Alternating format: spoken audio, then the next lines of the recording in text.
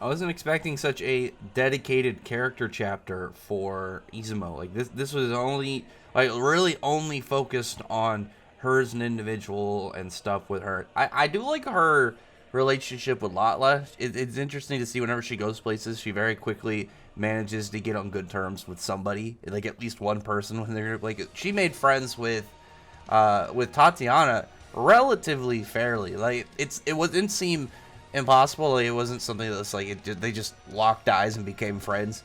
She just seems to be really good at talking to people and like very friendly. And her and Latla did like the same thing. And there was some good moments this chapter, just generally when talking about like Spring, like what they're gonna exactly do, how she going to upgrade her ability, like advance her unlock power to be more useful, more capable, and I really want to see how exactly she's gonna do it.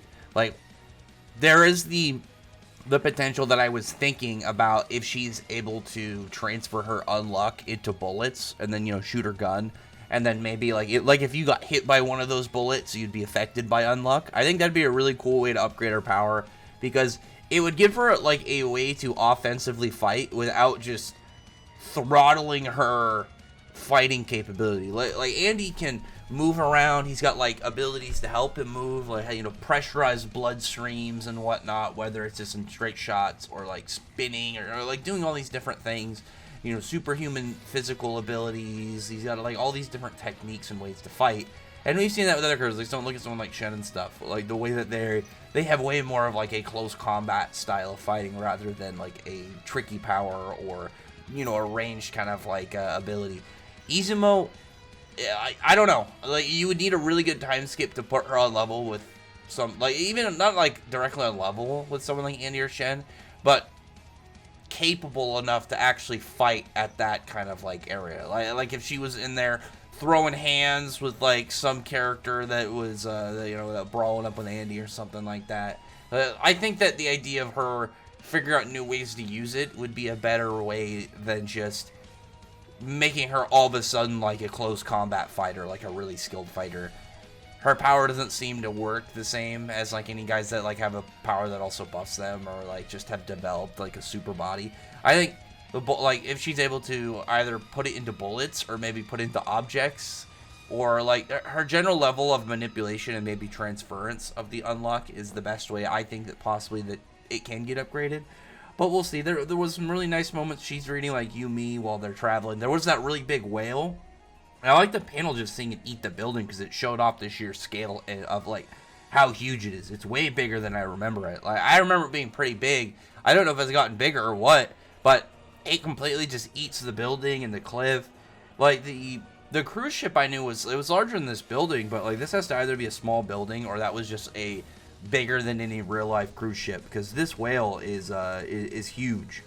After that, there were some really nice moments with Izumo. She's like reading the Yumi and she's like seeing certain things in like in the events of the story for her, her deep interest in romance, and she's like saying how most of those things that have happened to the main character in the story have happened to her from Andy. And she's admitting that she's in love with Andy at this point. And this is one of the things I've mentioned as the most consistent thing about the series is it always feels like it's like a couple steps from Endgame. And I can't tell if this is another sign, like if it's going to have one of those more normal shonen things where it's like, oh, the main character and the female lead hook up, near the end. Whereas I was thinking about this in a chapter, if Andy and Izumo end up becoming more like they're a Bonnie and Clyde kind of thing. Like they end up getting into a relationship like during the story, but it's more about like them on an adventure, them doing things. I think that could really work, and I think it would stand out really well if. I was gonna use the manga's name, but I actually don't know the manga's name off the top of my head. I don't think I've really referred to him specifically of Yoshifuma Tozuka, but like. I'd be curious if it would, well, like how exactly would it kind of like progress throughout the series? Like they could just be in a relationship and then have them like have that be part of it, like them just kind of like going along. Like to them, it's like some crazy vacation sort of thing. I don't know, maybe like run something with that, just to kind of like get it like a general, like they don't kind of like base run of where it can go. Like I don't think like it has to be a whole series for like the main character and the female lead to like hook up and stuff, or vice versa if it's a female main character, male lead, or you know whatever mix match combo. I don't think the two characters should have to wait till the very end to hook up, but it's just obviously something that's very commonly said in like especially in shonens.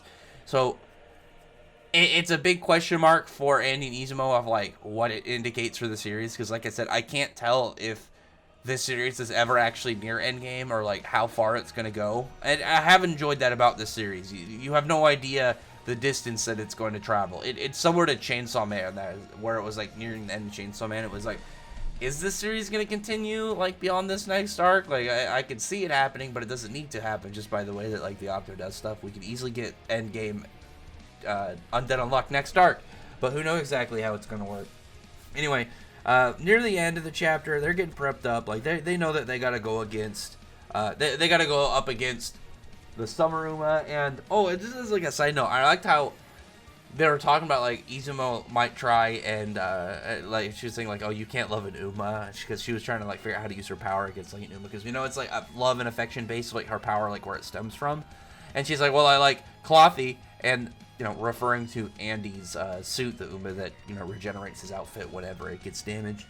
But Clothy ended up turning into her watch, and now is providing. I don't really know. I have no idea what he's really gonna do outside of just kind of convey information of where she's at, where they're at, which was cool at one point that she was trying to figure out some information, because she was planning on finding out how to convey information to like the main cast and stuff of like her location. But through Clothy, now that they have that ability, like she's going to tell them where they're at, and then hopefully that will bring the cavalry over and get Izumo out of this situation.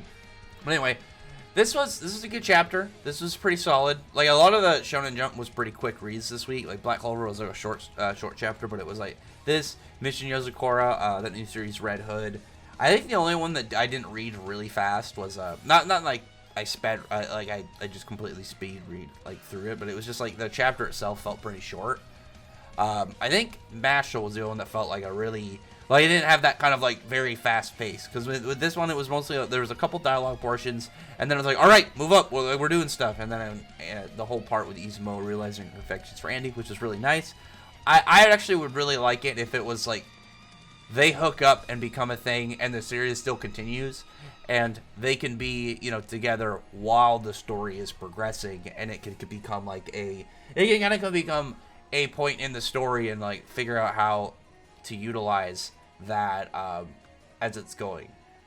Like it'd be really cool, because like look at like Mission Yozakura family. Taiyo and Mutsumi are married. Like they've been married since like chapter 20. You could do something like that with Undead Unluck. We'll see. Either way. Other than that, they'll comment below. Tell me your thoughts about this chapter and what your thoughts are about like how things are progressing right now and how things are going to be going in the future. Other than that, I really appreciate you having subscribed. Thank you all for listening. Bye.